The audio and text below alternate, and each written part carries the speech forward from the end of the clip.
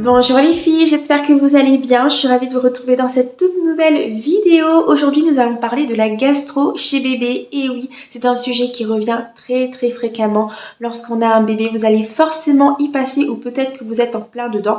Tout comme moi, je le suis actuellement une nouvelle fois. C'est juste la 4e fois que Lola a la gastro, alors qu'elle n'a que 15 mois. Donc autant vous dire que j'ai ma petite expérience en la matière. Oui, je ne suis pas médecin. Je vous donne juste mon retour d'expérience en tant que maman. Mais pour vous dire, sur les 4 gastro, je suis partie 3 fois aux urgences.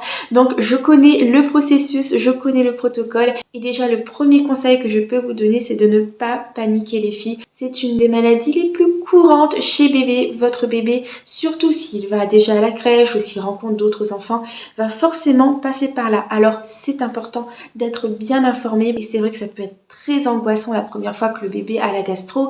Il se vide par le haut, par le bas, les vomissements, la diarrhée. Il refuse de s'alimenter, il a parfois de la fièvre. Lola, pour le coup, elle ressemblait à une poupée. On pouvait la manipuler. Vraiment, elle était très amaigrie, livide, très blanche.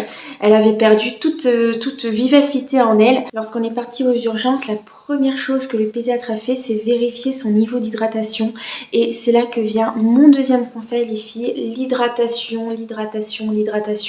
Lorsque bébé a la gastro, il faut absolument s'assurer qu'il boive quelque chose. S'il ne refuse catégoriquement de s'hydrater, vous n'aurez pas d'autre choix que de le faire perfuser à l'hôpital parce que c'est un risque vital pour lui s'il refuse de boire. Donc, à tout prix, essayez d'hydrater votre enfant. Moi, ce que je faisais, j'utilisais les pipettes de Doliprane, je lui mettais un petit peu d'eau de temps en temps pour m'assurer qu'elle gardait un niveau d'hydratation minimum. Sinon, c'était la case hospitalisation. On est forcément passé par là.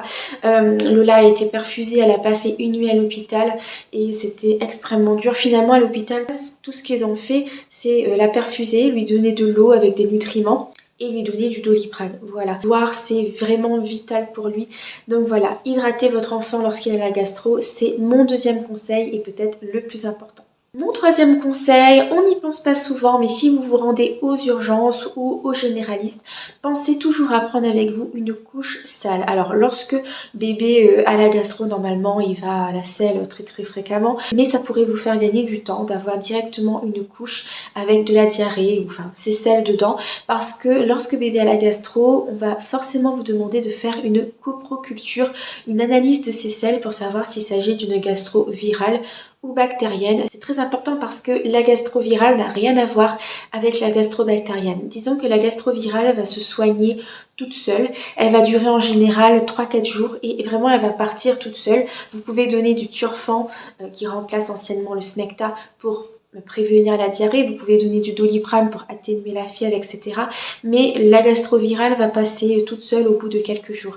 Par contre, la gastrobactérienne, elle peut durer très longtemps et si vous ne la soignez pas, elle risque de ne pas partir. Il vous faut des antibiotiques pour lutter contre ces bactéries.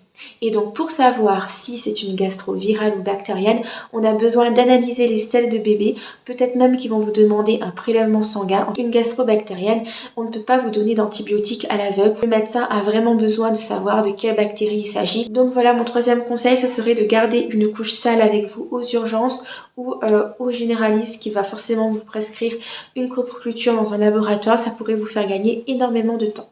Mon quatrième conseil, ce serait de ne pas forcer bébé. Alors je sais que c'est dur, que vous êtes inquiète, que bébé ne s'alimente pas, qu'en plus de ça, il maigrisse. C'est normal les filles, il est malade et vous ne vous inquiétez pas. Lorsqu'il ira mieux, il va se rattraper, il va manger encore plus et il va reprendre le poids perdu.